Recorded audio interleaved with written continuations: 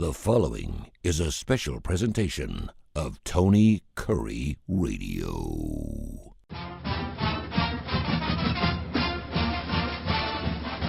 Welcome back to the UAB Director's Chair. I'm Tony Curry, along with Mark Ingram. He's the UAB Athletics Director for your UAB Blazers. Marcus, how you doing, brother? What's going on? I'm excellent. How are you this morning? It's great to have you on. We missed you last week. That was on me. I had a couple things that I could not get away from, so I missed you. Life happens, Tony. Life happens. I know. Info at TonyCurryRadio.net. Several emails. Where are you guys at? Where's the new pro? Where's the new show? This, that, the other.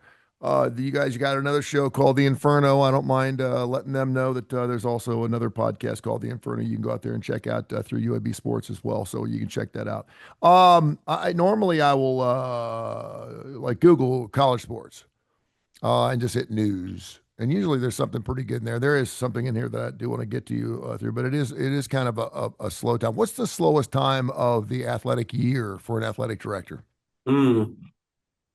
Oh, probably once we finish this spring semester, when we finish the baseball and softball seasons, that's when it slows down for us anyway. And every department would be different based on the complexion of their sports, what they offer. Yeah. But for UAB, once we get through baseball and softball, it slows down. So, but we don't take much of a break, and we turn around and we have camps in June, and every sport, that's like the time to have camp.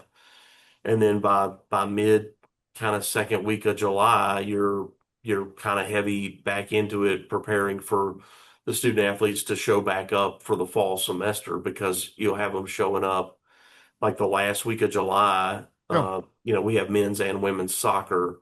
Don't just think about football. We have both soccers and volleyball, and those are all fall sports. So they all start arriving on different days, kind of around that last week of July and the start of August. And then we start playing games in some of those sports, soccer and volleyball, by mid-August. So there's not a lot of slow time. Yep. When it happens, it's these very short windows. Gotten several emails. It's something that we don't really talk about on the show because we know what sells, what people want to listen to, and obviously college football and college basketball are kings.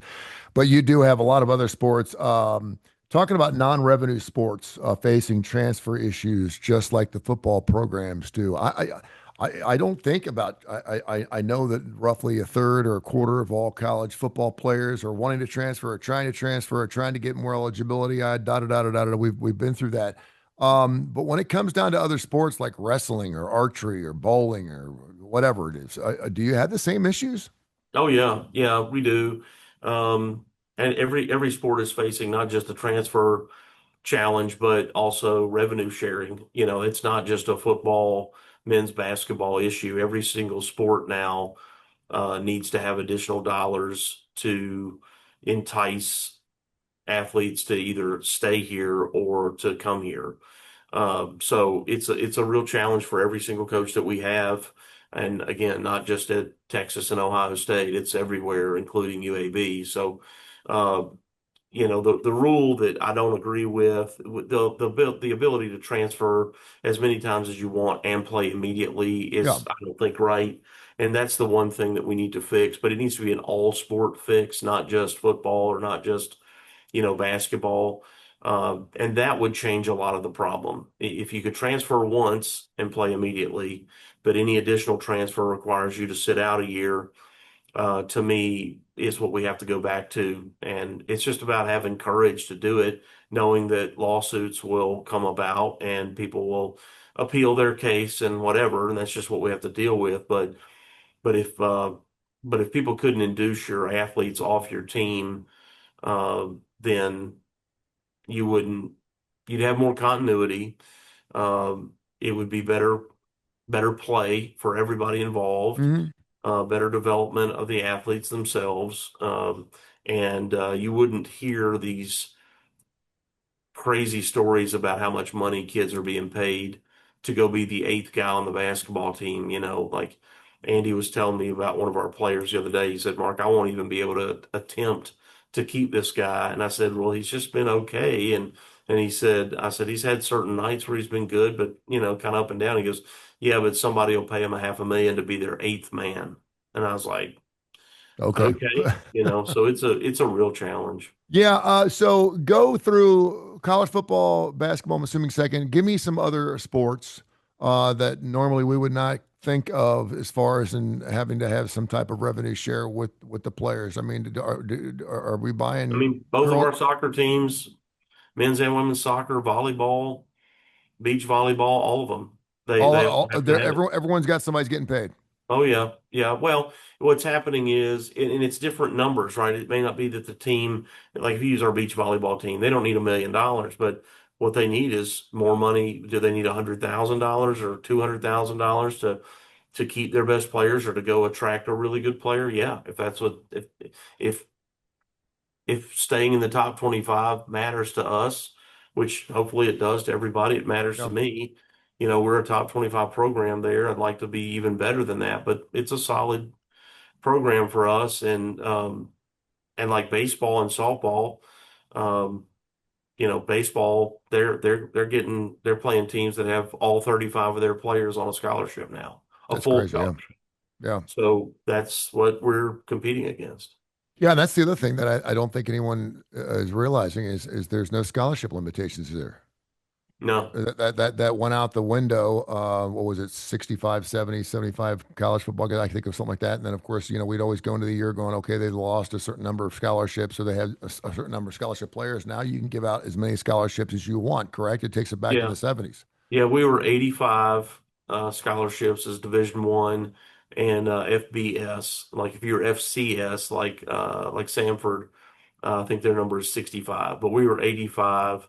And now what they've done is they've limited the roster. You can only have 105 players on the team, but they can all be on a scholarship. So that 85 limit changed. Do you see the point where every college football player is on a scholarship? Will there ever be a situation where there's not a scholarship football player? Well, I think what will happen over time is some coaches will realize, oh, how can I say this, Tony? This is going to be a difference in philosophy, coach by coach.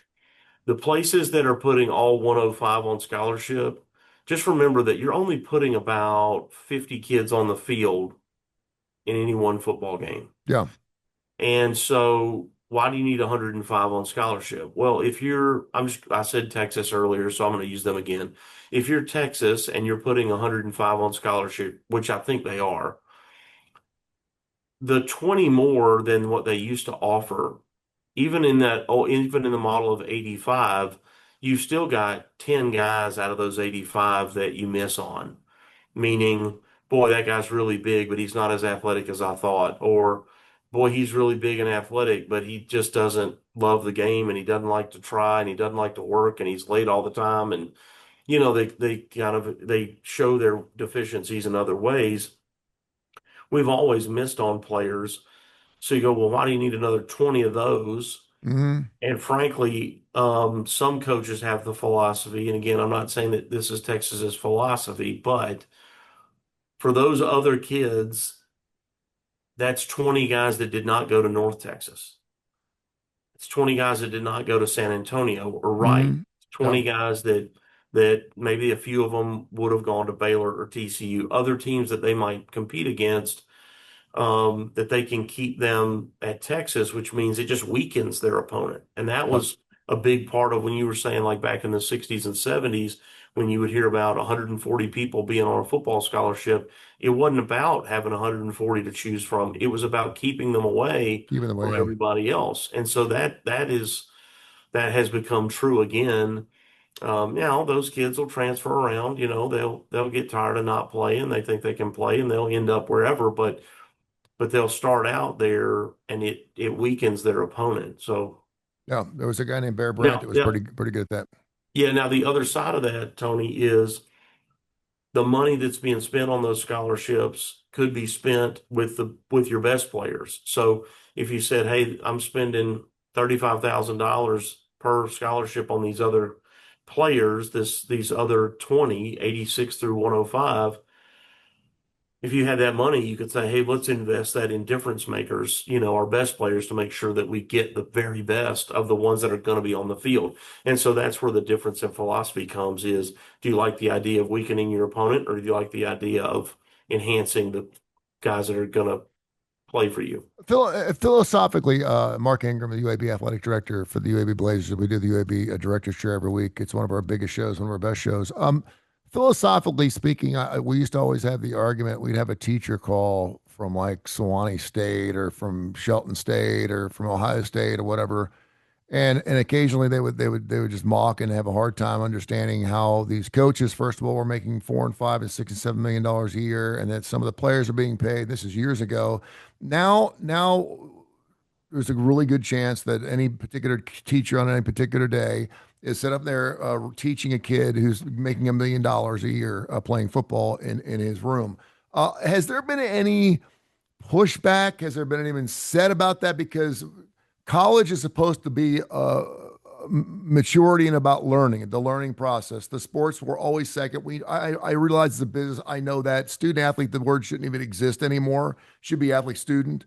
But do you have anybody ever saying, man, this thing is just totally ass upside down? I mean, the teachers are the ones that should be making the money here, and the students are making more money than the teachers are.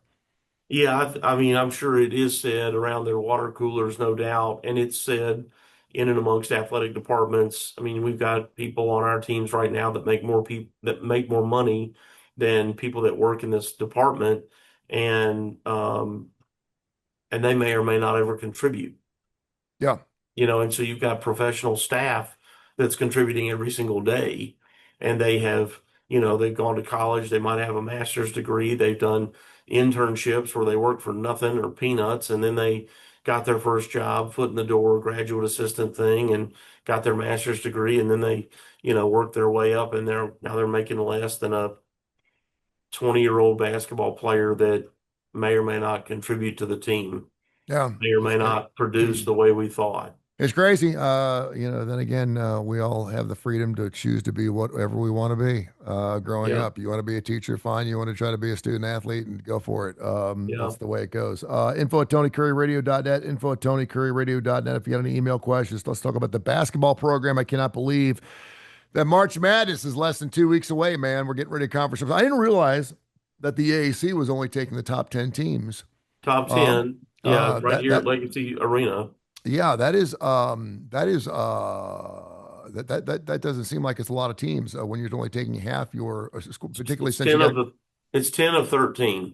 okay 10 of 13. Yeah.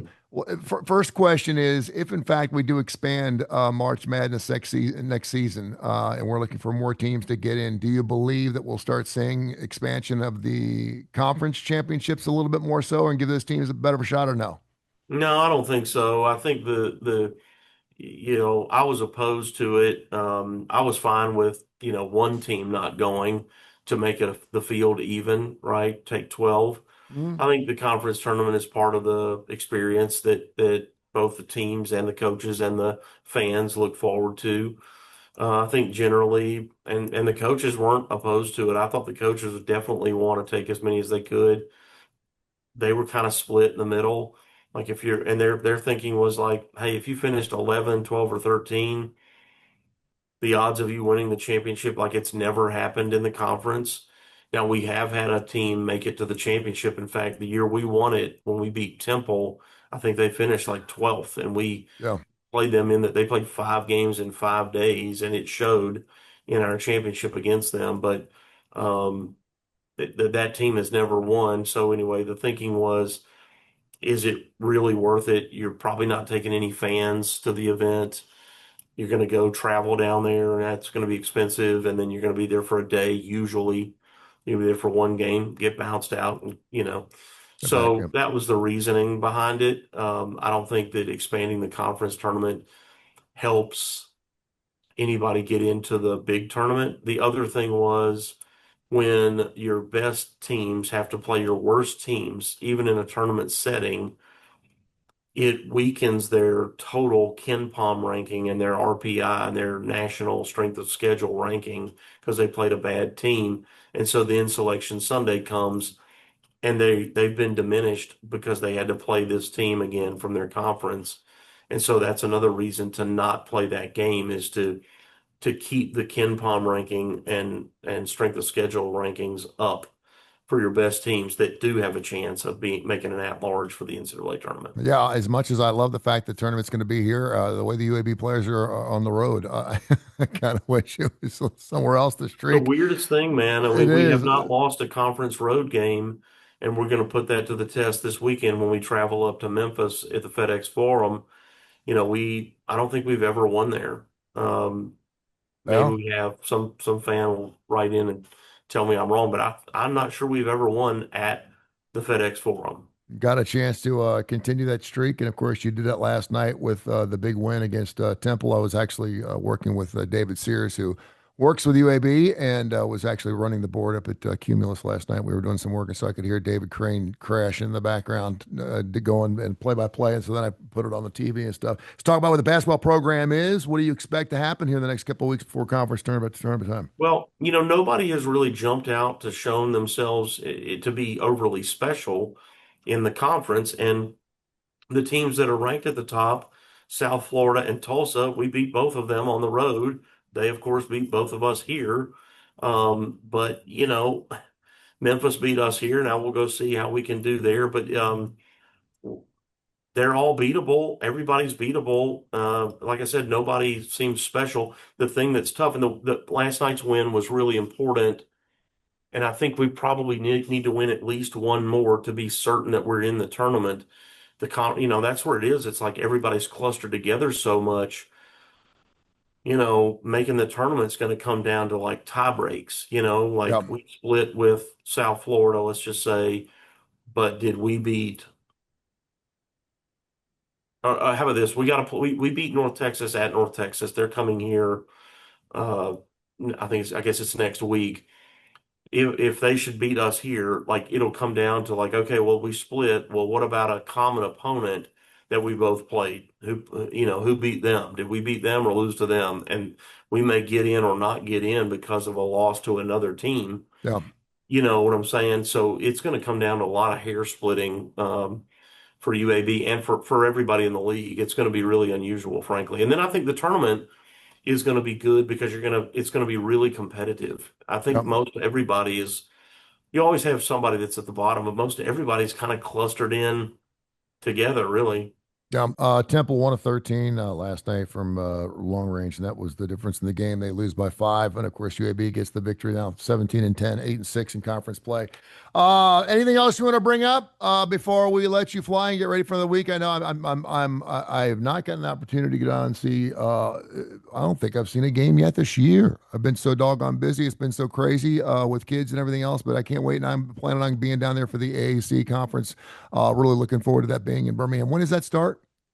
Oh, you had to ask. Our last home game is March the 8th Okay. here at Bartow, and then it's that week. All So, right.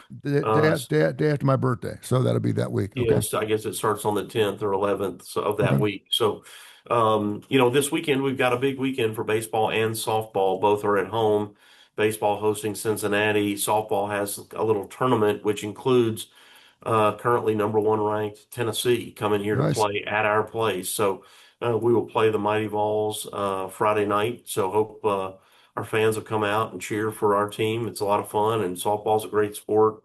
It's fast, and we got a great coach in Taylor Smart on the softball side, and Casey Dunn, who's a Birmingham legend, is our Yeah. baseball coach. So it's going to be a lot of fun. It's going to be a good weekend. Weather's going to be fantastic as well, too. Mark, thank you so much, my friend. I'll catch you up next week.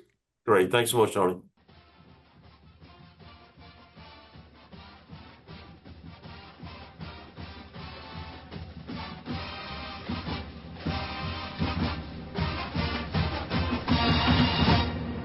This has been a special presentation of Tony Curry Radio.